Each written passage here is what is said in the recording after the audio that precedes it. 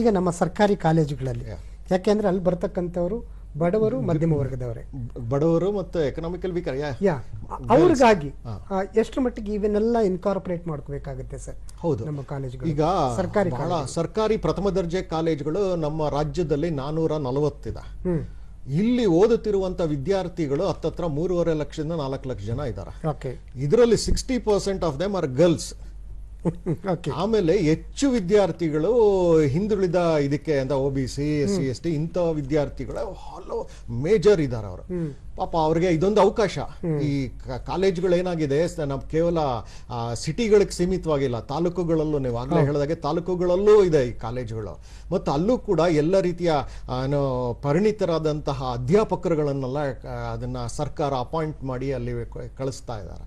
So ಹಾಗಾಗಿ ಕಾಲೇಜುಗಳು ಚೆನ್ನಾಗಿದೆ. ಮತ್ತು ಎಲ್ಲ ಫೆಸಿಲಿಟೀಸ್ಗಳು ಇತ್ತೀಚೆಗೆ BCA ಕೋರ್ಸ್ಗಳು ಎಂಥವಲ್ಲ, ಜಾಬ್ ಓರಿಯೆಂಟೆಡ್ ಕೋರ್ಸ್ಗಳನ್ನು ಕೂಡ 106 ಕಾಲೇಜುಗಳಲ್ಲಿ ಇವತ್ತಿದೆ, ಸರ್ಕಾರಿ ಕಾಲೇಜುಗಳಲ್ಲಿ ರಾಜ್ಯದಾದ್ಯಂತ. ಸೊ ಅಲ್ಲಿ ಕಾಲೇಜುಗಳಲ್ಲಿ ಬಹಳ ಮುಖ್ಯವಾಗಿ ಪ್ಲೇಸ್ಮೆಂಟ್ ಸೆಲ್ಗಳ ಸ್ಥಾಪನೆ ಆಗಿದೆ. ಅಷ್ಟೇ ಅಲ್ಲದೆ ಅವ್ರದೇ ಆದಂಥ ಯೂಟ್ಯೂಬ್ ಚಾನಲ್ ಆಗ್ಬೋದು ಅಥವಾ ಒಂದು ಪ್ರೇರಣಾ ಕಾರ್ಯಕ್ರಮದಲ್ಲಿ ಕರೆಸ್ತಾನೆ ಇರ್ತಾರೆ.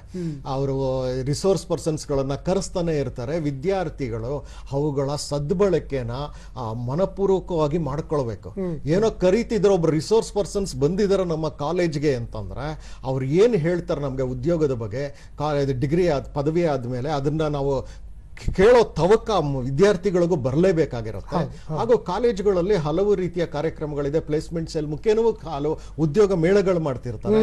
ಉದ್ಯೋಗ ಮೇಳ ಮಾಡಿದಾಗ ಈ ವಿದ್ಯಾರ್ಥಿಗಳು ಏನ್ ಮಾಡಬೇಕು ಅಂತಂದ್ರೆ, you have to get ready for the job ಅಂತ ಹೇಳಿ ಅದಕ್ಕೆ ಬೇಕಾದಂತ ತಯಾರಿ ನಡೆಸ್ಕೊಳ್ಬೇಕು. ಒಂದು ಡ್ರೆಸ್ ಕೋಡ್ ಆಗ್ಬೋದು, ರೆಸ್ಯೂಮೇನ ಬಯೋಡೇಟಾನ ರೆಡಿ ಮಾಡ್ಕೊಳ್ಳೋದಾಗ್ಬೋದು, ಅವತ್ತಿನ ದಿನ ಅಲ್ಲಿಗೆ ಹೋಗುವಂತ ಒಂದು ವ್ಯವಸ್ಥೆ ಆಗ್ಬೋದು.